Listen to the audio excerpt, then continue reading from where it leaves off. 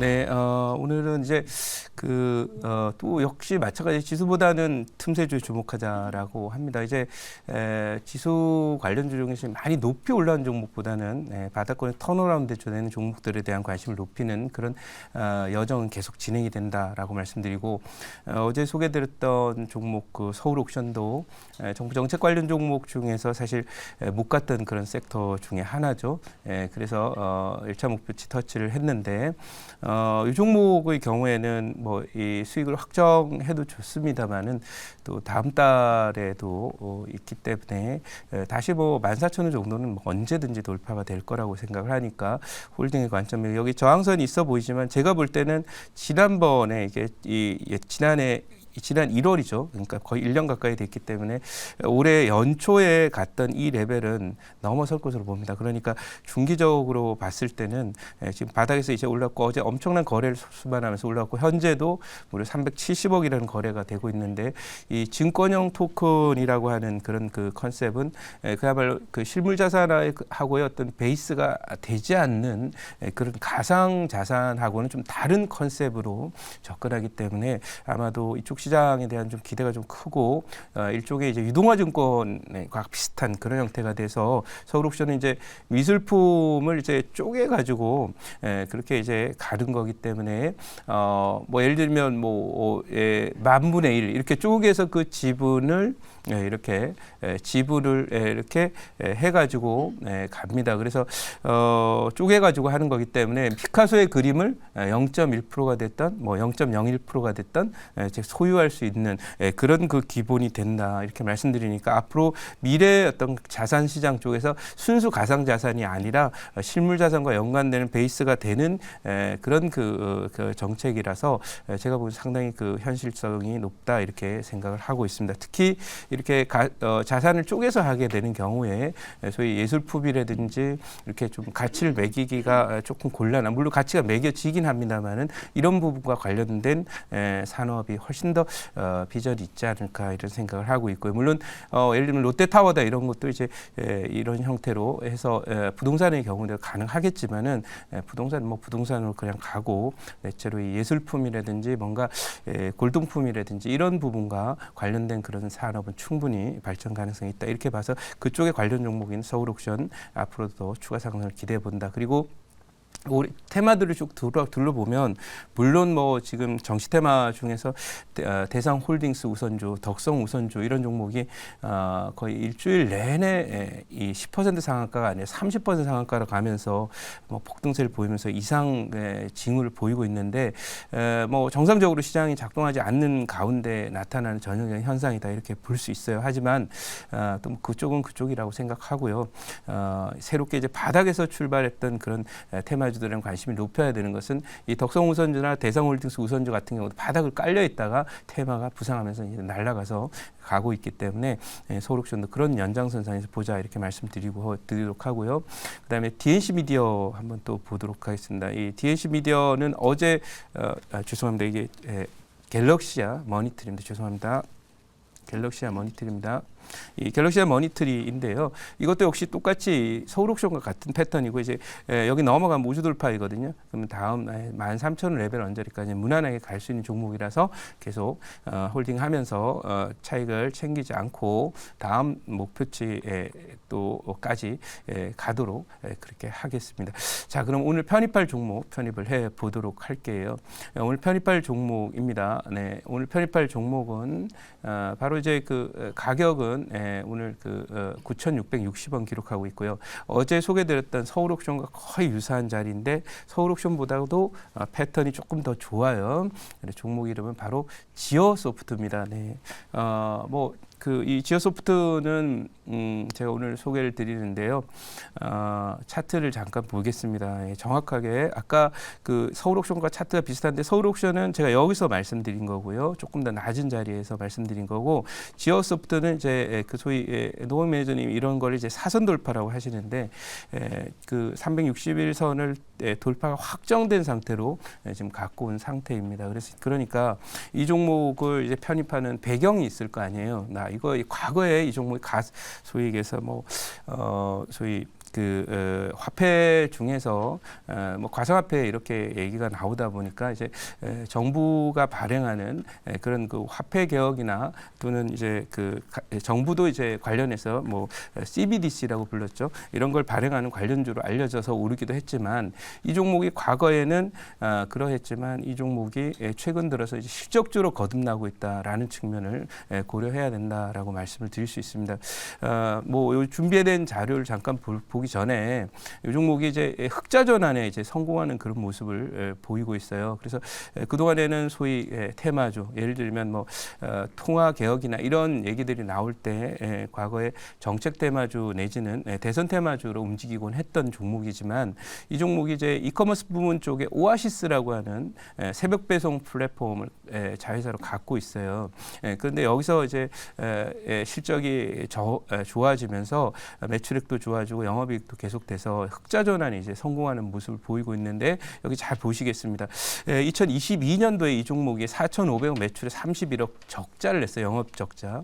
근데 올해 5천억 매출에 149억의 영업 흑자를 냈는데 이게 영업이익 기준으로 사상 최고치를 경신하고 있는 그런 모습입니다. 매출액도 꾸준히 성장을 하고 있는 그런 모습이고 배송업체인 오아시스 새벽 배송으로 유명한 이 회사의 지분을 가지면서 또 이 자회사가 또 결국 이 성과를 내면서 실적이 이렇게 흑자 전환을 했다라고 말씀드립니다. 그런데 주가 자체는 오르지 못하고 여기서 멈춰 있었는데요. 제가 이 종목에 관심을 두는 것은 오늘 보시면은 제가 제 포트에 있었던 종목인 대한통운 제가 소개드리고 나서 물론 1차 목표치에서 수익을 챙겼지만은 이 CJ 대한통운이 오늘도 가고 있습니다. 네. 대한통운 가고 있는 모습이 명력하죠. 오늘 지금 드디어 우주 돌파까지 합니다. 이 무거운 종목이 우주 돌파를 해서 5% 오르면서 돌파가 됐고 이렇게 된다면 다음 타겟 목표치는 13만 원 정도 전후까지는 무난하게 14만 원 정도까지 무난하게 갈 거다. 그리고 또 하나의 종목을 보시면은 대한해운이라는 종목이 있는데 이 대한해운입니다. 이 대한해운의 경우에도 바닥권에서 턴이 되면서 여기 돌파 임박해 있는 그런 모습을 보이죠. 현재 10% 올라 있고요. 그 외에도 뭐 흥하해운이라든지 또는 그 관련한 또 한진이라든지 이런 종목 쪽에서의 순환이 진행되고 있다. 이것은 제가 판단할 때는 내년도에 이제 경기가 조금 부진해지는 그런 모습은 모두 다 인정하고 있는 부분이고 유럽 같은 경우는 내년 상반기에 뭐 아주 강력한 거시경제적인 도전을 맞을 것이다라는 그런 불안감이 나오고 있어요.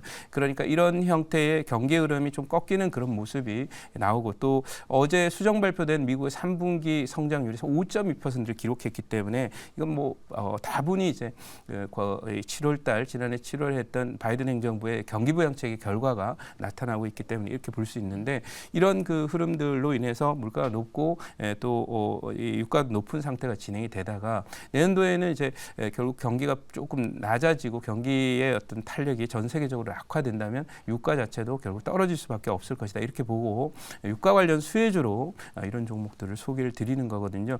그래서 제가 보통은 이제 방송에서 종목을 소개하면 소위 얘기해서 저 전문가는 곰돌이 전문가다. 종목 한번 소개하면 곰처럼 움직인다 이렇게 생각하지만 이 바닥권에서 움직일 때도 새로운 트렌드가 깨어날 때는 어제는 뭐 서울옥션 테마주였기 때문에 그렇지만 이 종목도 결국은 앞으로 향후에 오게 될 유가 하락인의 트렌드에 맞춘 트렌드 관련 종목이기 때문에 쉽게 강하게 움직이는 그런 모습이고 바닥에 있던 종목들이 상승 속도가 빠르다 이렇게 말씀드리고 준비된 자료 한번 보도록 하겠습니다. 뭐 준비된 자료는 뭐 내용이 저희 지어소프트는 워낙 회사가 지금 많이 좋아지고 있는 그런 흐름이기 때문에 뭐 나쁜 뉴스를 보기가 어려워요. 그래서 오아시스 회원이 무려 160만이나 되는데 가입자가 너무 저평가됐다는 그런 표현이 올라와 있죠. 그리고 다음 장 한번 보겠습니다. 자, 다음 장 한번 보시면은 오아시스의 성장에 집중한 지어소프트는 이제 흑자 전환이 됐기 때문에 소위 이 종목을 예전에 정시 테마로 보던 이 잡주다 이런 그 꼬리표를 띄고 이제는 전형적인 턴어라운드 스타일의 무릎에서 이제 막 돌고 있는 앞으로 실적주 미래 또 성장성도 기대되는 그런 종목이다라고 생각하면 접근했으면 좋겠습니다. 자, 그럼 여기까지 하고 질문 받아보고 전략 말씀드리도록 하겠습니다. 네, 제가 질문해 보도록 하겠습니다. 네. 뭐 일단 종목 이야기는 잘 들었고요. 네. 궁금한 거는 아마 네. 시청자분들도 좀 궁금해하실 것 네. 같은데 우리 김동민 위원님께서는 이제 그 시황에 대해서 좀 많이 얘기를 네. 해주시잖아요. 네. 근데 이제 오늘 밤에 미국에서 네. 아주 굉장히 별 5개짜리 지표가 나옵니다. 네. 오늘 PC가 오늘 발표가 됐는데 네. 아마 그 기점으로 해서 시장이 좀 많이 좀 색깔이 좀 많이 바뀔 것 같아요. 네. 이든 아래든 지금 굉장히 좀 변동성이 있을 수 있는 시장이었던 자리에서 아마 오늘 그 PC가 좀 트리거가 되지 않을까 생각하는 부분들인데 네. 오늘 발표에 대한 어떤 부분들과 그 향후에 이제 내일부터의 우리나라 그 미칠 수 있는 영향에 대해서 한번 네. 좀 말씀해 주시면 감사하겠습니다. 네, 사실 이제 물가 지표에 대해서는 사실 지난해 7월 달에 기록했던 최고 물가, 소비자 물가 최고 지수에서 1년 동안 물가가 이제 하락을 하는 과정 속에서 주가도 사실은 물가가 하락하는 거에 역으로 해서 반비례하면서 올라왔었습니다. 그런데 이제 물가의 하락 속도 자체는 최근에 좀 둔화되는 그런 모습이 나오고 있죠. 그리고 일각에서는 지금 아까 에크먼 얘기를 했는데 내년도 뭐 상반 1분기 중에 미국의 금리 인하가 가능하다라고 합니다. 근데 소설이라고 저는 생각을 하고 있습니다. 왜냐하면 지금의 5.2%의 분기 성장률을 기록하고 있고 미국의 잠재 성장률 1.8% 정도밖에 안 되는 경기 과열 상황에 와 있는데 이것을 뭐 조금 그 한 분기 정도 지표가 둔화됐다고 해서 금리 인하를 내년 1분기부터 단행한다. 이건 전혀 좀 말 안 되는 얘기다 이렇게 생각하고요.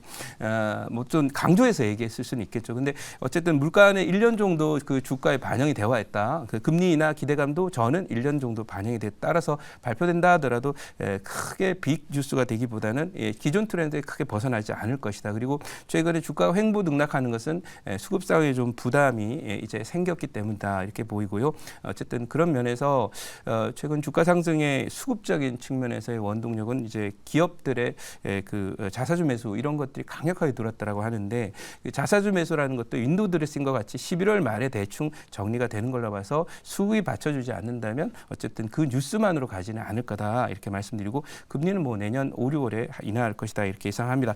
자, 그러면 이 정도 말씀드리도록 하고요.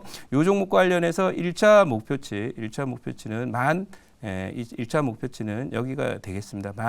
12,000원 드리도록 하고요. 네, 2차 목표치는 17,000원 드리도록 하고 손절 라인은 8,000원으로 말씀드리도록 하겠습니다.